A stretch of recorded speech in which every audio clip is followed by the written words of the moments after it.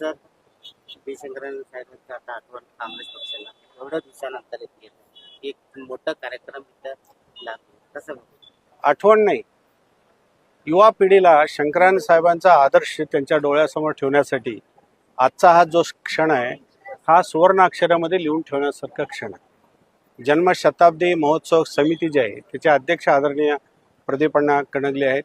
त्याला पूरक शक्ती म्हणून भीमसेनराव या ठिकाणी शिंदे आपल्यासमोर आहेत आणि त्यांची सर्व कमिटी की शंकरानंद साहेब 7 वेळा सतत निवडून आले. केंद्रामध्ये 35 वर्षे मंत्री म्हणून काम केले आणि त्याच्यानंतर सगळ्या खात्यामध्ये आरोग्य खातं असेल, शिक्षण असेल, कायदा असेल, सगळ्या म्हणजे त्यांनी अमुक खातं सांभाळलं नाही असं केंद्रात झालं नाही. आणि त्यांचा आचार विचार सिद्धांत हे कुठल्या एका विशिष्ट जातीसाठी नाही किंवा विशिष्ट भाषा बोलणाऱ्या लोकांच्यासाठी नाही किंवा एका विशिष्ट धर्मातील लोकांच्यासाठी नाही.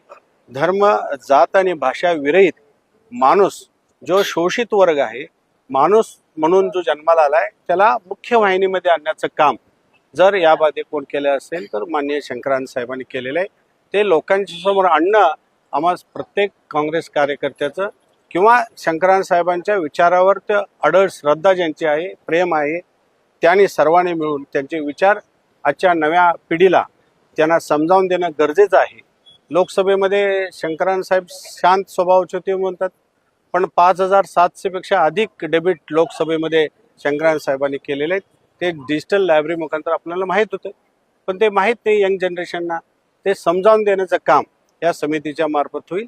आणि आम्ही सगळे अनुयायी शंकरान साहेबांनी कधी प्रचाराच्या पाठीमागे लागले नाहीत. मी अमुक कारखान्याला परवानगी दिली म्हणून कधी सांगितलं नाहीत, अमुक या शिक्षण संस्थेला मी पैसे दिले म्हणून कधी सांगितले नाहीत.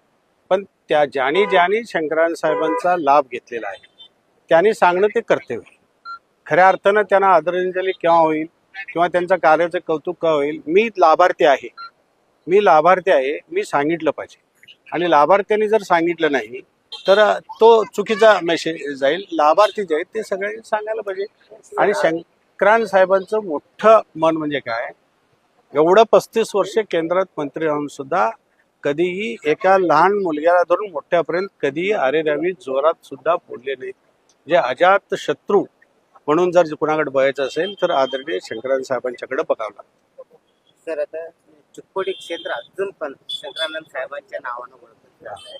लोकसभा देशाभर चिक्कोडीचं नाव काय आता प्रसिद्ध झाले शंकरानंद साहेबांच्या बद्दल. त्याच्याकडे आपण कसा पाहता एक जिल्हाध्यक्ष काँग्रेस पक्ष? शंकरान साहेबांचं चिक्कोडी लोकसभा हे जे मतदारसंघ आहे